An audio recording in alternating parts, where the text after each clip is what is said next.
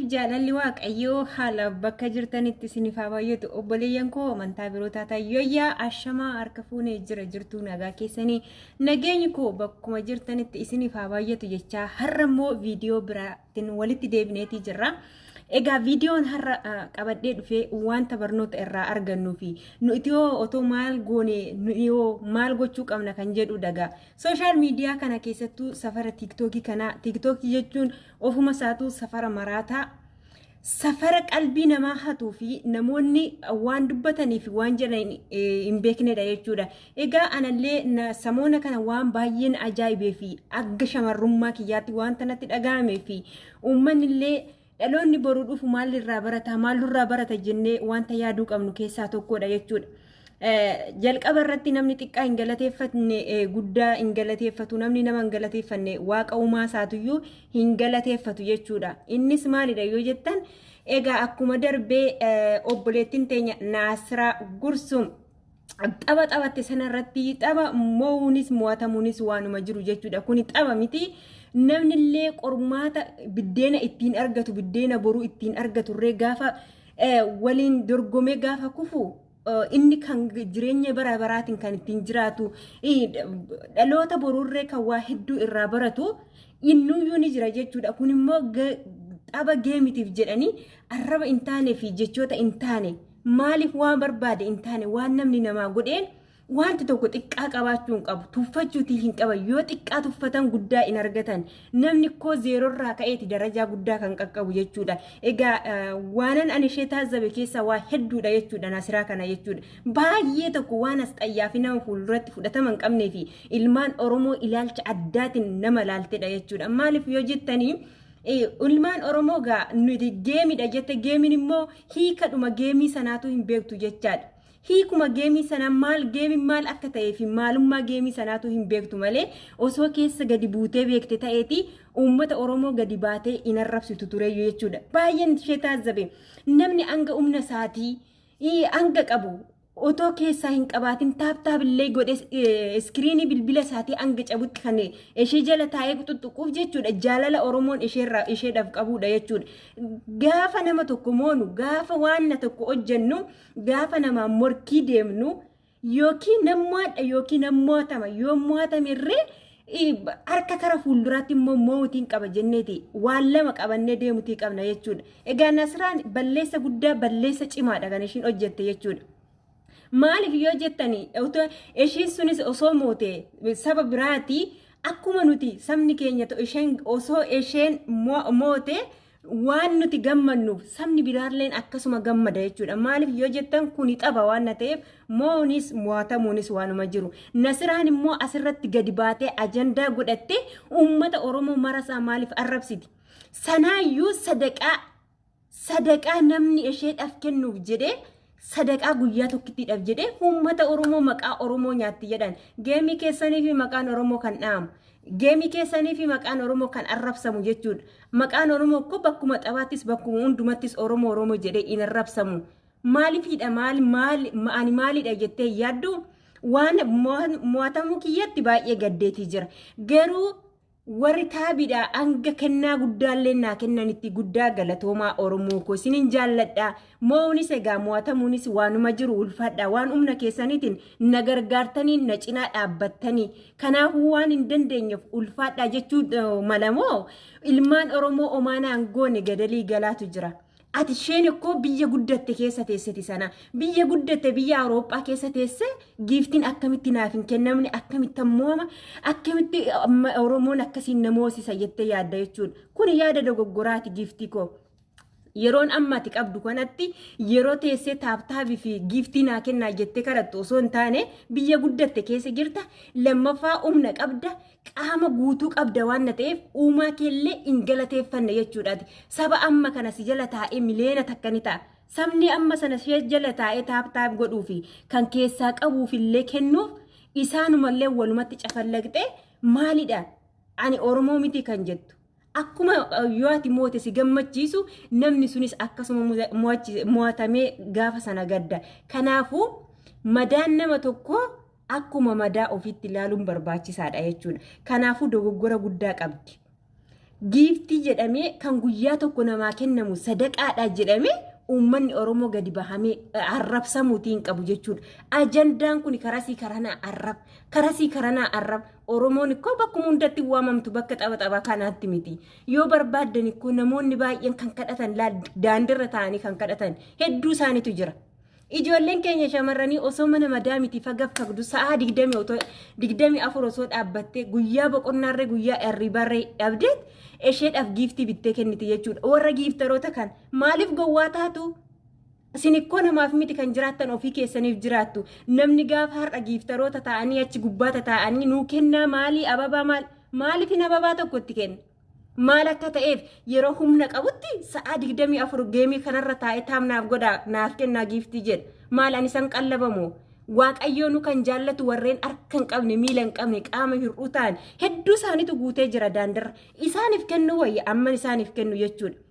Garuu isin akka waan maqaan keessan ana galatoomii guddaa galatoomii hedduu si jaalladha kan jedhee afaan mimmi'eeffatee sitti dhufu kuni waanuma hanga dhumaatti si jaallatu seen. Angami mana arabaa keessa teessee hojjettu kana guyyaan biraas ni dhufa dhukkubsachuun ni dhufa gaafa sana namni ati giiftii mana madaamii teessee hojjettee kaffalteef hojjettee giiftii bittee kennituuf kuni gaafa xiqqoo ishii mataas dhukkube namni sun ikkoo gaafa sana akkas naa godhe hin jedhu. Maalidha keessattuu wantan ishii jibbe keessaa takka waaqayyoon dhiifama naa godhu hedduu itti jibbeera jechuudha.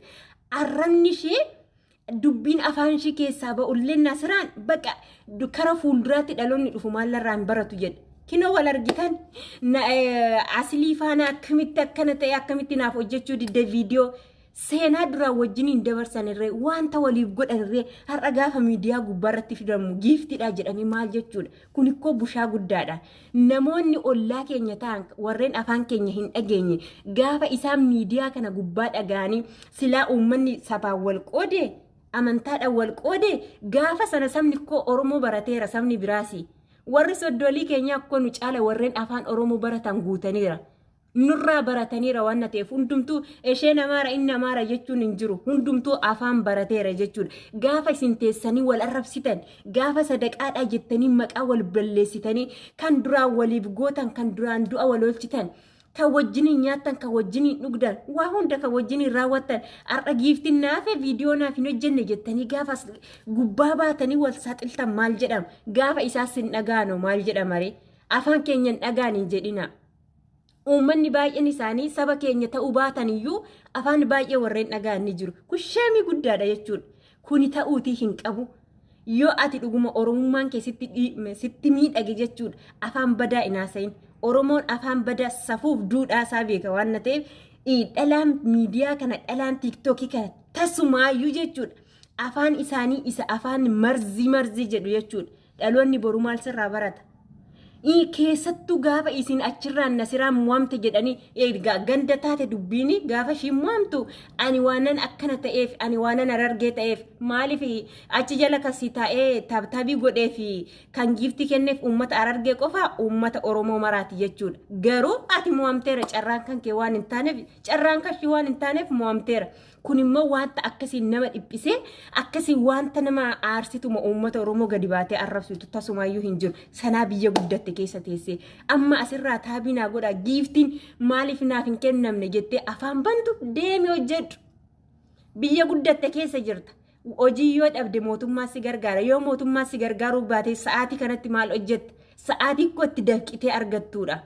Giiftii sa'aatii 24 teessee taabinaa godhaa giiftii naa kennaa jettu hanqatee sa'aatii kanatti nama firii guddaa argamsiisudha. Nama dandeetti addaa qabdudha. Humna qabda, qaama guutuu qabda jechuudha. Kanaafuu uummanni kun maal walirraa barannaa, maal gochuutii qabna. Gaafa moo hamni immoo bakka tokko dheesse maqaa Oromoo jetti. Achis geemii tokko faana taphattee maqaa Oromoo jetti. Maqaan Oromoo bakkuma tapha kanaatti dhaamamoo. Dhugaa baay'ee safuu gattaniira. Uummanni tiktookii kanaa keessattuu safuu gattaniira. Kaan isaanii shaashii maratanii jechuudha. Kana isaanii ni dhokfatu, ija isaanii qofatu mul'ata jechuudha. Afaan maaltu keessaa ba'a? Afaan marzii. Haadhaan wal arrabsuu. Haati tapha keessa maaltu gooti ijoollee? Haati koo kabajamtuu. Kabajamtuu haadha jechuun ikkoo waa hunda maraati jechuudha. Namni haadha ofii hin jaallanne hin jiru. Gaaris taatu, badduus taatu, daalattiis taatu, iyyattis taatu dureettis taatu namni haadha ofii dabarsee laaturree hin jiru, namni haadha ofiillee hin jibben jiru jechuudha. Asirraa mee gaafa gadi ba'anii shamarran ijaaba uffatanii ija isaanii qofa banatanii gaafa nama afaan hin taaneen arrabsan, jecha hin taane arrabsan, yoo arraba dhuguma namummaa namaa qabaatte ijaabni kabaja qaba waan ta'eef ijaaba sana bakka sana godhiiti as bahiiti afaan akkanumatti qaama guutuu keetiin noormaaliidhuma akkuma namni si beeku kanatti as bahiiti dubbadhu jechuudha. Ijaabni bakka guddaa qaballee akkasumaan godhadhaatii na arrabsaa hin jedhu. Hiikaa ijaabaa otoo hin beekin ija kee qofa mul'istee as baatee afaan bantee jechuudha. Hundi isaaniitu jechuudha shamarran keenya afaan waan hin taane dhugaa. Shamara dhiisati wanti dhiirri hin dhageenye kan miidiyaa kanarratti jechaa oolan, kan arrabsaa oolan, haati kee maalaa taatu. Haati koo bakka kana siniin dhufne haadha bira maaltu fide miidiyaa. Abbaa daba hojjete ani maaliif hin taane? Ani yoon balleessa wayii hojjedhe ani maqaan koo maskiidhumatti itti waqqafama. Anuma nagara gashitanii waa barbaadan karaa gorsaatiinis ta'e karaa namummaatiin yoo nama taatan yoo dhuguma Oromoo taatanii aadaaf safuu beektan maskii hojiin kee akkana irraa deebii jettanii na gorsitu malee haadha koo manatti na baartan. Haati koo waa'ee sooshaal miidiyaa maal beetti? Isheen akkuma mana teessi garuu kan arrabsamu as gubbaarra haati kee maalaa taatu? Dhugaa ishee missin hin qabu gaafa arraba akkasii hojjettan. Ara shamarran keenya zimmi jedhaati hojiidha biyyaa baatanii manni madaamitu sissiqseetii jira. Kanaaf hojii keessa yoo gadi jettanii hojjettano boru biyya keessanitti hin galtanii har'a safuu gattanii duudhaa Oromoo gattanii safuu keessan gattanii gaafa biyya galtanoo maaltu isinitti dhaga'ama? Yoo nuti har'a wanta gaarii hojjennee darbine dhaloonni boruullee dhalli keenya kunillee dhalli boru kara fuulduraatti nu dhufu kun immoo haati koo abbaan koo kana hojjetanii darbame. Yeroo keenya kanatti immoo isaan yeroo isaanitti amma kana godhanii nuti immoo isaanii ol gochuutii qabna. Hojii bareedaa, hojii namni miidhagina qabu nama fuulduratti hawaasni jaallatu gochuutii qabna. Isaan amma kana raawwatanii darban jedhanii akkasiin dhaloonni boruurree waa takka irraa barate. Garuu yoo nuti wanta bushaa lafa goone arrabsoo lafa goone viidiyoo suni hin badu jechuudha. Seenaadhaaf ni ta'a. Gaafa viidiyoo sana keessa gadi galanii ilaalan edaa uummanni akkas ta'aa ture. Maal irraa barannare? Isaaniyyuu karaa intaanitti deemu. Kanaafuu namni jalqaba Waaqayyoon sodaachuu qaba. Waan argate kamittuu fayyaa qofa. Fayyaa isa sii kenneefuu ganama galgala Waaqayyoon kadhadhu. Waaqayyoon galateeffadhu. Sadaqaadhaa jettee maqaa Oromoo as baatee hin arrabsin jechuudha. Kanaaf warreen ishii jala kaattanirree gandummaadhaan afaan bantan afaan keessa sassaabbadha. Maqaa Oromoo dhiisaa as gubbaarra teessanii taabnuu godhaa shaat iskiriinii maalluu godhaa hin jedhina. Deemaa hojjedha. Qaama guutuu qabdu nama hojjetee nyaatudha sin jechuudha. As gubbaarra teessanii guyyaa guutuu hiyyaa ooltu. Gaafa tokko xabnis immoo maqaa Oromoo jettas baate maqaan kun itti bareede silaa maqaan Oromoo. Maqaan Oromoo akkanuma miti kan dhaamu. Afaan keessan qaba. Ishiin afaan asirratti baatee bantee haadha namaa arrabsitus ruuziidhuma kee bilcheeffadhu. Gaafa kaanii itti deebita waa biraatti jechuudha. Maalan baradhee miidiyaa kanarraa maal gochuutiin qaba? Hawaasa koo maal barsiisuutiin qaba jetta malee sammuu kara intaane jechoota tortoraa sammuu namaa adochan kana fiddee miidiyaa gubbaarratti hin dhufin. Ani maaliif hin dhaladhee? Ergan dhaladhee guddadhee immoo maaliif nama ta'ee beekumsa argadhee? Dandeettiin kee umurii kee guddatteedhaafi kan ikkoo afaan bantan asirra daa'imman waggaa 2-3 sin caala beekti jechuudha. Beekumsa sin itti fakkaatiin afaan keessan asirraa banuun. Kanaafuu obboloota koo dhugaa baay'ee tokko na aarsite naasiraan jechuudha. Akkamitti uummata Oromoo kana arrabsiti? Geemiidhaaf jettee xabaaf jettee geemiin koo irraasu mataan isaatu xabaadha jechuudha. Xaba kanaaf jettee immoo qabaa nagallakkisaa jechuutii hin qabdu. Naaf galatoomaa Oromoo koo. Isin amma dandeessan na wajjin hin jirtanii na wajjin hin tatanii xaba kanallee muhame kara ittaanutti illee na wajjin hin turaa na wajjin hin taa'isa ittaanutti irree jechuutu qabdi malee as baate Harargee koo qofan jedhin. Kan Harargee qofa miti kan ishee jala taa'ee gaafa sana daawwataati ture. Kanaafuu dogoggorri inni kun dogoggora guddaadha. Asiif immoo giiftii namni siniif kennu sadaqaa namni sinii kennu jettanii maqaa Oromoo sin dhahinaan jedha. Kanaaf yaada yoo qabaattan bifa koomantiitiin na barreessaa. Yoon immoo jechoota koo keessatti dogoggoree maqaa Waaqayyootiin dhiifama sinin gaafadhaa. Dhugaa waanuma hedduu sammuu namaatti dhaga'amuu fi waanuma dubbatamuu qabudha kun jechuudha. shamarran iyyuu as keessa safuu gatanii safuu duudhaa isaanii gatanii ani maatii hin qaban ta'e kara biyya isaanii hin galan ta'e warroonni akkas godhan ani sammuun kiyyaayyuu taa'ituma jechuudha. Gaafan dhaqee tiktokii seenu gaafan arraba dhagahu akkuma seenan dhugaa kaadhetan baa jechuudha. Maaliif wanta gaarii yoo wanta gaarii dhageesse kan teessee dhaggeeffatu wanta badaas sammuu nama leezii godhu maal gochan achi jedhee dhaggeeffadhare. Kanaaf viidiyoo koo hanga dhumaatti dhaggeeffadhaa. Yaadaaf qeeqa yoo qabdan immoo bifa koomentiitiin naa barreessaa. Kanaaf maatii maskii fiqirii laayik sheer sabiskiraayib gochuun hin dagatinaa nu jajjabeessaan isiniin jedhaa. Galatoomaa turtii gaarii.